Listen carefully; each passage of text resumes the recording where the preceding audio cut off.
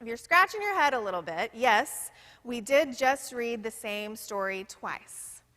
All right, if you were not scratching your head, then that's fine. You got 2 chances to hear it. Hopefully, you heard one of them.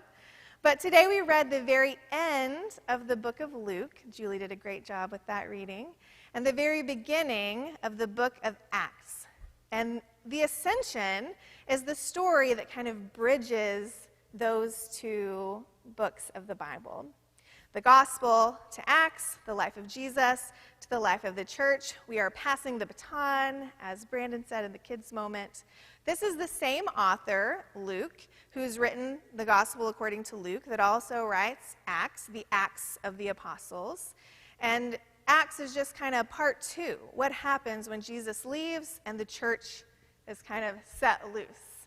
Now, I know that's confusing. I don't know if it's kind of hard to keep track of, given the way that our Bible books are put in order. We've got Matthew, Mark, Luke, and then John, right? And then Acts, so we've got something in between. But if they would have had me at that council back in 300 whatever, we would have definitely put John at the beginning, get the weirdo out of the way first, John, and then Matthew, Mark, Luke, Acts, because Luke, Acts it's just the sequel. It's part 1 and part 2 of this story. In Luke, the story is tied up really neatly, right? You heard Julie read, Jesus blesses them, he is carried up into heaven, and now I know some of you are Tears of the Kingdom fans. The new Zelda game has just come out. This is for y'all over there, don't miss it. Come on, guys, somebody thump the youth group. I'm trying to do a Zelda illustration. This is for y'all.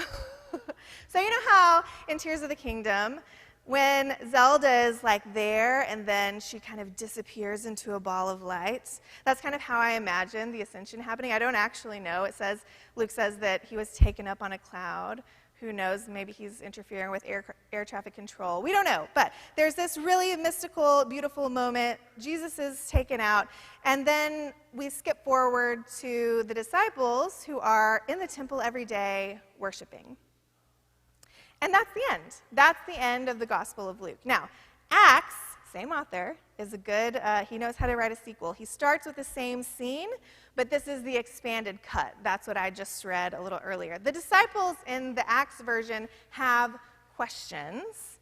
It's a little bit messy in this version of the story. It's a little unfinished.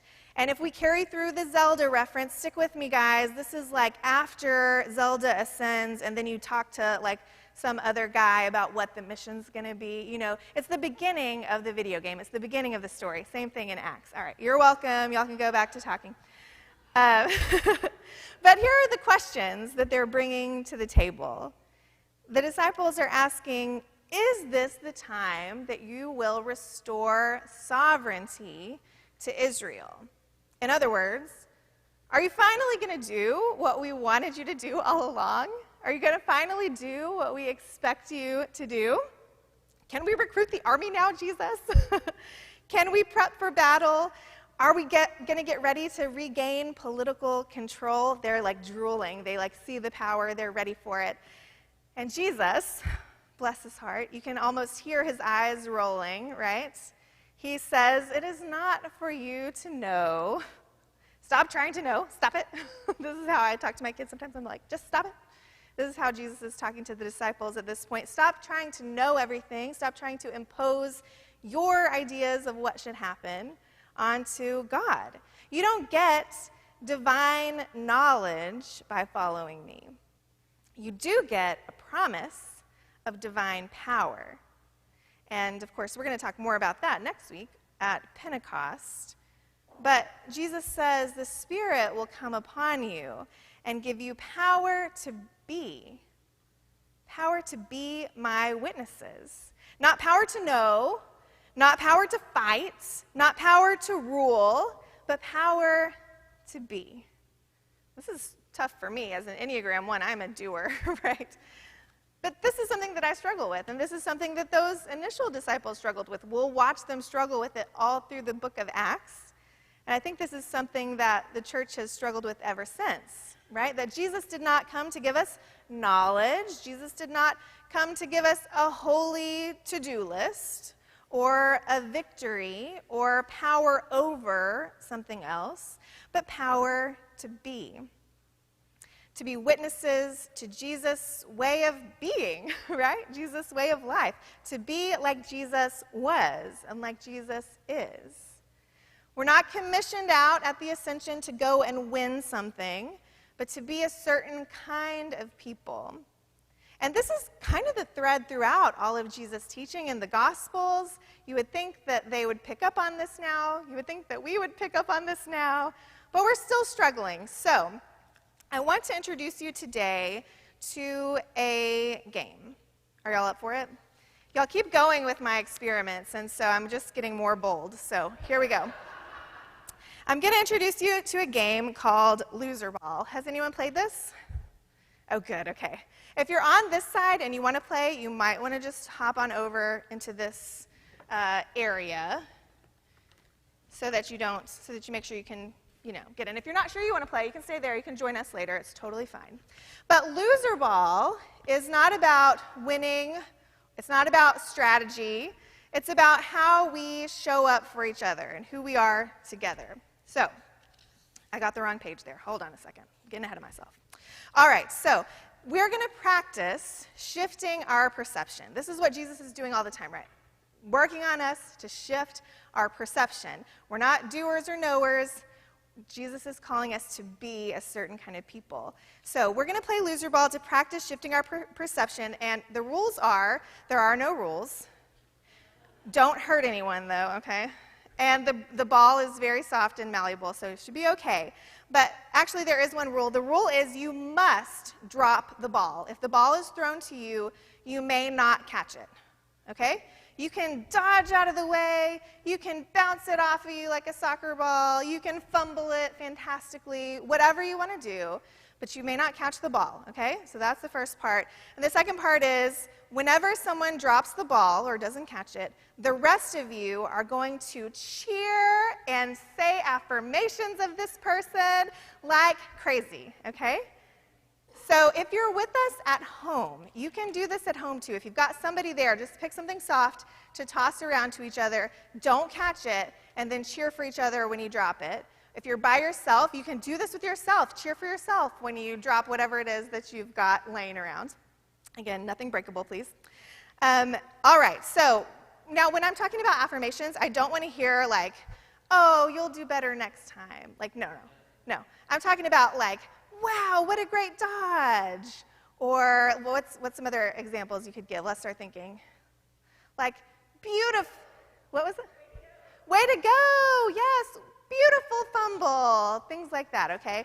We'll get better at it as we go, but we're going to try this for a few minutes, and then I'll wrap us up. But, Paul, do you want to start us out? Sure. Okay, so you can throw this to whoever you want, and then just remember, y'all can stand or sit, move around, whatever you want to do. Don't catch it.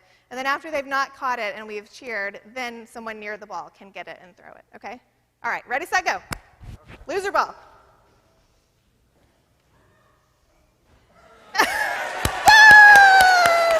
Oh, what a wonderful fumble. Perfect dodge. I love it. Okay, good. I want to hear some more affirmations on the next one.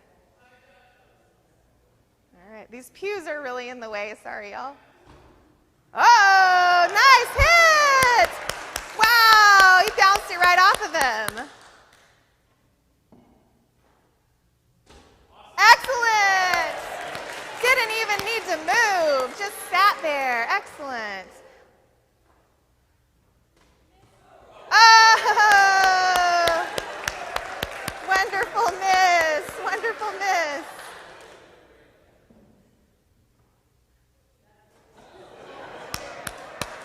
Nice! Way to let it pass by. Let's do it over here. Oh, let it go right over your head. It was perfect. Perfect. All right. We'll do a couple more. Oh, no! Gotta drop it, gotta drop it. Drop it, drop it, drop it. Drop it, drop the ball, drop the ball. Drop it. Yes, you dropped it. Oh, what? beautiful duck and cover. Oh, ah! Oh, yes, got it, and just let it go. Let it roll, let it roll. All right. Beautiful. All right, what were some of our favorite affirmations that you heard? Gage? Way to go, good. Anything else? Beautiful drop, yes. Anything else? What was it? Oh, way to cower in fear. I think good duck and cover. That's like, really inspirational. Good. Any others? Way to throw it to no one, making it so easy for everyone just to drop that thing. Perfect. Excellent. Thank you for indulging me in that. You can play more. The ball will stay here. We can even take it to church conference if Hans says it's okay. But I know it didn't get to everyone, but hopefully you enjoyed that little bit of silliness.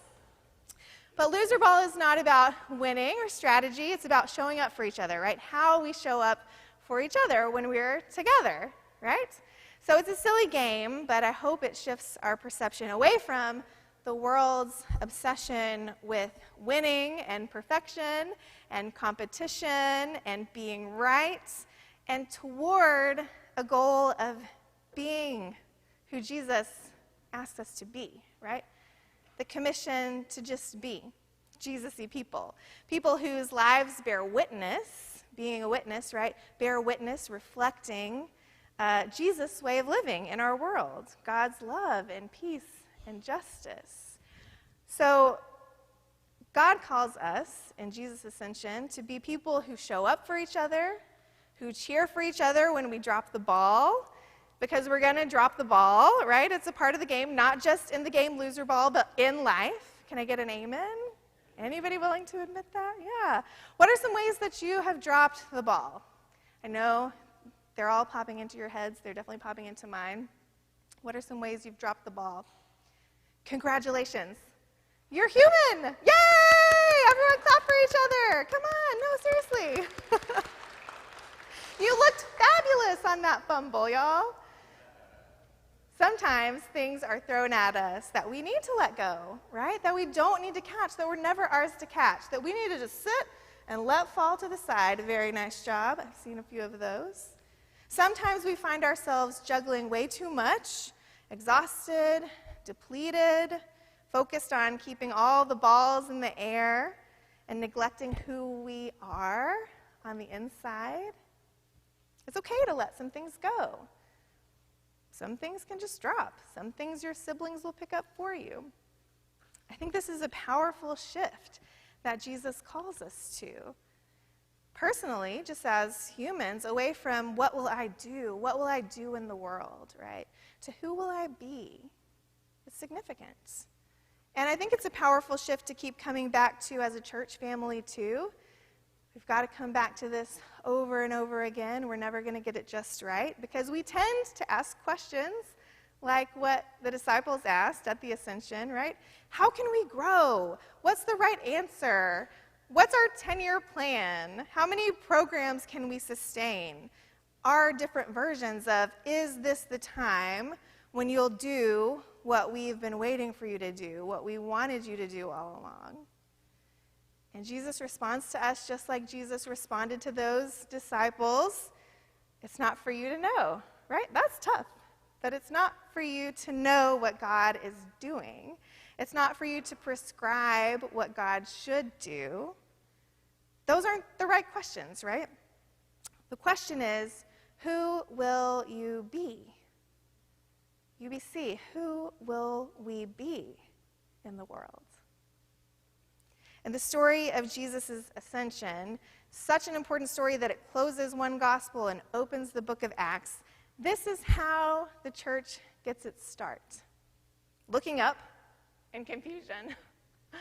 Oh, you didn't hear that because I was looking up. Looking up in confusion.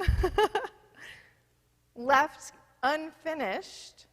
Waiting for more instructions. Waiting for clarity.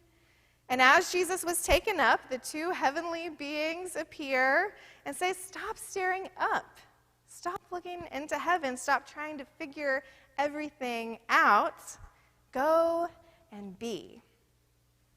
Go and be unfinished imperfect, uncertain witnesses, reflections of Jesus' life and of God's love in the world.